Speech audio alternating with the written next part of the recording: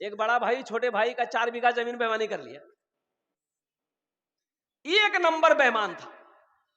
अगर बेईमानों में अगर एग्जाम किया जाता, एडमिशन किया जाता, इम्तिहान लिया जाता तो फर्स्ट डिवीजन पास करता।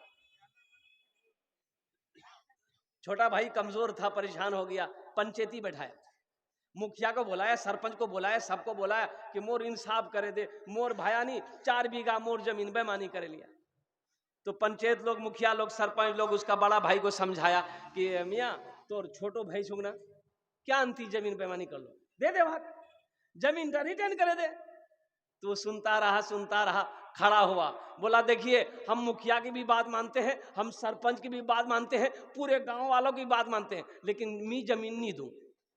तिमान लोग नहीं माना, अरे भाई बोलो भाई माना, बोला मी नहीं दूं। तो सरपंच मुखिया छोटा भाई को बोला कि सबर करे लेती, छोड़ दे, नहीं दी तो सबर करे। बोला ठीक है जे मी सबर कर दी, अल्लाह इंसाफ कर। आने वाला 1 साल में हज का महीना आ रहा था, ये बड़ा भाई जो है जो बेईमानी किया था जमीन का, ये हज की तैयारी शुरू कर दी। हज की तैयारी मुकम्मल हो गई। अब जिस दिन निकलने वाला है कि अब पटना जाना है, फ्लाइट पकड़नी है, तो उस इलाके के बहुत बड़े आलिम थे, सोचा कि आलिम साहब से मुलाकात कर लेते हैं, उनसे दुआ करा लेंगे, उनके बाद हज में निकलेंगे। तो आलिम साहब को सारा वाकया पता था। जब पहुंचा देखा बहुत बड़का बेईमान आ गया, सलाम किया, आलिम साहब बोले बेटू कौन जाइए? बोले अल्लाह आपको पता नहीं हम हज करने जा रहे हैं। तो आलिम साहब बोले कि पीछे का हिसाब किताब सब राफ साफ कर लिए हो? बोला कौन हिसाब किताब, मी तो एकदम राफ साफ छे।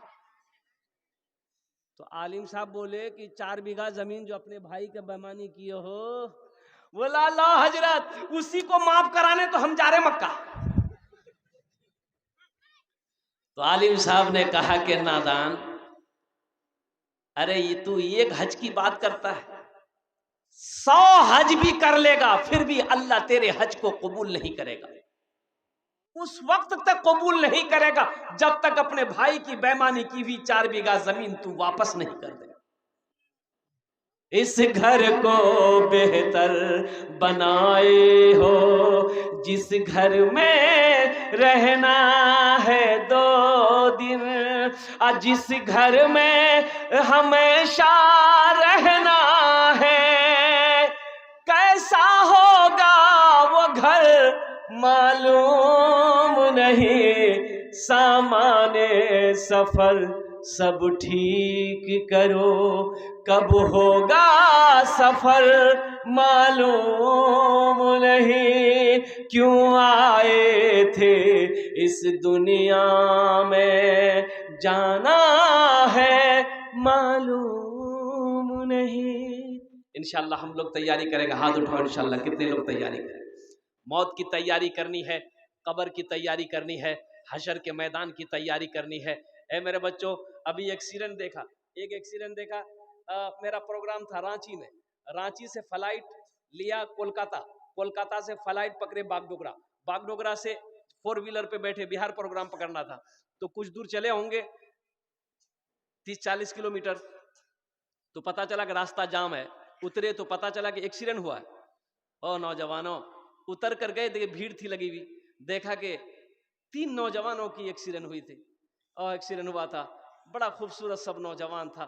एक मोटरसाइकिल से 3 नौजवान बैठकर आ रहा था, कोई तेज रफ्तार से गाड़ी ऐसी टक्कर मारी, इतना बुरी तरीके से एक्सीडेंट हुआ था कि किसी का हाथ कहीं पड़ा हुआ था, किसी का पैर कहीं पर पड़ा हुआ था, कुर्बान जाओ। तो मैंने सोचा या अल्लाह, ये नौजवान को क्या पता था, घर से निकला होगा तो ये कभी सोचा ना होगा कि हम फिर अपने घर को वापस नहीं जाएंगे।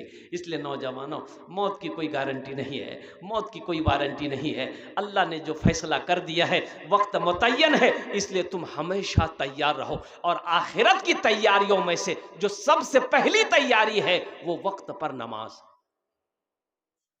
वक्त पर। बहुत सारे नौजवान हमारे हैं खाली जुमा पढ़वे, वाहर नाम जे जुमा पढ़ो नहीं, वाहर नाम मी रखिया ही जुम्मन मियाँ। नमाज खाली जुमा है, ये 5 वक्त की नमाज कौन पढ़ेगा? दादा बूढ़ा लोग सुरा लोग पढ़वे, अब मी जवान छी, मी खाली जुमा पढ़ू। एक नौजवान जुमे के दिन वजू बना रहा था, उसका एक साथी आया, बोले की करो दुनिया, जुमा टाइम है नहीं है, बोला वजू बनाई, बोला वजू चक्रो से वो जुमा छुड़ी जाता, चल, लोटा वहीं छोड़ दिया, मस्जिद चला गया। एक रकात नमाज छूट गई, एक रकात नमाज मिली, तो सलाम के बाद अपने दोस्त का शुक्रिया अदा किया कि ठीक है बोल लो थी, वजू बना दो तो ना, ये को रकात नमाज नहीं मिल रही तो नमाज हुई? अरे बोलो नमाज हुई? इसलिए मेरे बच्चों, मेरे नौजवानों, आखिरत की तैयारी करो, कब्र की तैयारी करो, हशर के मैदान की तैयारी करो, और आखिरत की तैयारियों में से सबसे पहली तैयारी वो है नमाज।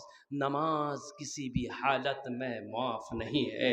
कुर्बान जाओ, इन्ना सलाता तन्हा अनिल फहशाई वल मुनकर, बेशक नमाज तुम्हें बुरी बातों से, बेहयाई से, बेशर्मी से रोक देगी, बचा देगी, गुनाहों से बचा देगी। इसलिए नौजवानों, मेरे बच्चों, वादा करो कि हाँ हमसे भूल हुई है, हमसे गलती हुई है, अल्लाह की बारगाह में तौबा करो, और इंशाअल्लाह अहद करो कि आज की फजर से लेकर मौत की सुबह तक इंशाअल्लाह 5 वक्त की नमाज पाबंदी के साथ पढ़ें। कितने लोग तैयार हैं? इंशाअल्लाह सारा मजमा तैयार है। मुझे उम्मीद है कि कल मस्जिद में जगह नहीं मिलेगी इंशाअल्लाह। बोलो इंशाअल्लाह। या अल्लाह, इन नौजवानों के, इन बच्चों के हाथों को उठवाना मेरा काम था, या अल्लाह इनके दिल को बदलना तेरा काम है। या अल्लाह हमारे बच्चों के, नौजवानों की ज़िंदगी को बदल दे, इनके दिलों को बदल दे। या अल्लाह इन्हें दीन का सिपाही बना दे, दीन का दाई बना दे, वक्त का नमाजी बना दे, मैदान जंग का गाजी बना दे। या अल्लाह तेरी बारगाह में मैं दुआ करता हूँ, या अल्लाह इन बच्चों को, नौजवानों को खाने काबा का हाजी बना दे। बड़ी तेजी के साथ, वक्त किल्लत है, कई मिनट मेरी गुफ्तगू में निकल गए। आखिरत की तैयारियों में से सबसे पहली तैयारी आपने कहा कि इंशाअल्लाह मैं नमाज पढ़ूंगा। इंशाअल्लाह इस मौजू पर कुछ गुफ्तगू और करेंगे। एक अमल और भी है इंशाअल्लाह। वो अमल क्या है? और कुर्बान जाओ, दुनिया में रह के वहां महल बना,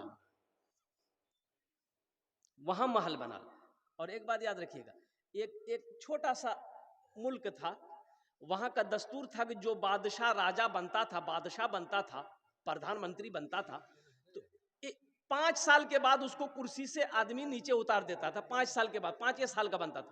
अब 5 साल के बाद जब नीचे उतारता था, तो वहां का रीत था कि वो बादशाह को समंदर के हवाले कर दिया जाता था, किश्ती में बैठाकर समंदर के हवाले। अब वो समंदर में वो किश्ती डूब जाती थी, मगर मत जानवर फानवर सब खा पी के बराबर कर देता था। यानी इसीलिए वहां का दस्तूर था, वह रस्म था। एक नौजवान जब बैठा गद्दी पर, कुर्बान जाइए, जब बैठा गद्दी पर, तो उन्होंने कहा भाई मुझसे पहले जितने बादशाह गुजरे, 5 साल के बाद उसकी मौत हो जाती है, आखिर इसकी वजह क्या है? तो पता ये किया कि लोग समंदर के हवाले कर देते हैं, और समंदर के उस पार जंगल है, वो जंगल में शेर, भालू, चीता है, वो सब चीर फाड़ कर खा लेते हैं, वो लोग बर्बाद हो जाता है। ये नौजवान ने कहा कैसा करो, जब बादशाह बना ये नौजवान कि 5 साल के बाद ये लोग मेरे साथ वही सुलूक करेंगे, ये नौजवान ने हुक्म दिया कि समंदर में पुल बनाया जाए। बादशाह था, हुक्म पाया गया, समंदर पे पुल बनाया गया। अब पुल के उस पार में जितने जंगलात थे, बोले पेड़ वगैरह काटो, सब पेड़ को काटो, जंगल को साफ करो, महल बनाओ, छोटा छोटा घर बनाओ, महल बनाओ। ओ हो, अब बादशाह के हुक्म, सरकार ने हुक्म दे दिया, अब महल बनने शुरू हो गए, सब कुछ हो गए। धीरे धीरे वहां आबादी बसने लगा। जब 5 साल ये नौजवान का हो गया, तो लोगों ने समंदर के हवाले किया। ये नौजवान बड़ा खुश था। समंदर के पुल से पार होकर जब गया, तो देखा कि वहां एक बस्ती आबाद है, एक इलाका आबाद है। ये नौजवान जाकर वहां पर बादशाह बन गया। तो पता यह चला कि जो दुनिया में रह के आखिरत की तैयारी कर लेगा, कब्र की तैयारी कर लेगा, हशर के मैदान की तैयारी कर लेगा, उसे अफसोस नहीं होगा। यहां भी मजे हैं, वहां भी मजे। जो दुनिया में रह के सिर्फ दुनिया में जिएगा, दुनिया को हासिल करना चाहेगा, मौत के वक्त अफसोस से अपने हाथों को मलेगा, आंसू बहाएगा, उसके आंसू को पोंछने वाला कोई नहीं होगा। इसलिए मेरे बच्चों, आओ, जन्नत में महल कौन कौन बनाओगे? हाथ उठाओ, मैं दुआ कर दूंगा इंशाअल्लाह। जन्नत में महल कौन कौन बनाओगे? ये मेरी बात नहीं है, हजरत उस्मान गनी रावी है, सही बुखारी शरीफ की हदीस है। सही बुखारी की हदीस है, हजरत उस्मान गनी रावी है, फरमाते हैं मम बना लिल्लाहि मस्जिदन बनल्लाहु लहू बैतन फिल जन्ना, कि जिसने दुनिया में अल्लाह का घर बनाया, अल्लाह उसके लिए जन्नत में आलीशान महल बनाया। आइए बताइए, आप दुनिया में मस्जिद बनाते हैं, दुनिया में मस्जिद बनाते हैं, मदरसा बनाते हैं, आपने पैसा दे दिया, मस्जिद कौन बनाएगा? मिस्त्री बनाएगा। मस्जिद कौन बनाएगा? लेबर बनाएगा। मिस्त्री बनाएगा। लेकिन कुर्बान जाइए, आपका जन्नत में महल बन रहा है, आपका जन्नत में घर बन रहा है, तो अल्लाह किससे बनवाएगा? फरिश्तों से? नहीं। मलाइका से? नहीं। मलाइका हट जाओ, फरिश्तों हट जाओ, दुनिया में मेरा बंदा मेरा घर बनाया है, जन्नत में हम अपने बंदे का घर अपने हाथों से बनाएंगे। सुभान अल्लाह बोला था। वो घर कितना खूबसूरत होगा, वो महल कितना खूबसूरत होगा, जिस महल को, जिस घर को मेरा अल्लाह अपने हाथों से बनाए। क्या आप नहीं चाहते हैं कि आपका भी घर जन्नत में हो? चाहते हैं? अरे भाई चाहते हैं तो इंशाल्लाह मुझे 5 आदमी इस मजमे में चाहिए। ओनार जन्ने अमी 10 दुआ करबो, उसके लिए मैं 10 दुआ करूंगा। है कोई सखी? मैंने पहले कहा था कि बखील कंजूस जन्नत में, बोलिए नहीं जाएगा। बखील जन्नत तो नहीं जाबे, एटा आमी बोलছি না, আল্লাহ রসুল ফরমান আছে बखील जन्नत जाबे ना, एकदम बैंड ताला लॉक फूटे जा। है कोई सखी अपने माँ बाप के नाम पर मस्जिद बना दो? है कोई सखी, है कोई दानी अपने माँ बाप के नाम पर इंशाल्लाह 5000 रुपए देने वाला? मुझे 5 आदमी चाहिए इस मजमे के अंदर में। ओनार जोन्ने अमी 10 दुआ करबो अल्हम्दुलिल्लाह, हम उसके लिए 10 दुआ करेंगे। है कोई पहला सखी इंशाल्लाह, है कोई ऐसा पहला दयालु, है कोई ऐसा पहला दानी इंशाल्लाह अपने माँ बाप के नाम पर 5000 रुपए देने वाला? ये अल्लाह का घर है मस्जिद। और कुर्बान जाओ, वो अल्लाह जिसने आपको खेत का मालिक बनाया, वो अल्लाह जिसने आपको दौलत दिया है, जिसने माल दिया है, जिसने सोने चांदी का आपको मालिक बनाया है, जिस अल्लाह के कब्जे में हम सब की जान है, वो अल्लाह एक दिन मौत देगा, फिर अपने कटघरे में खड़ा करेगा, फिर मेरा अल्लाह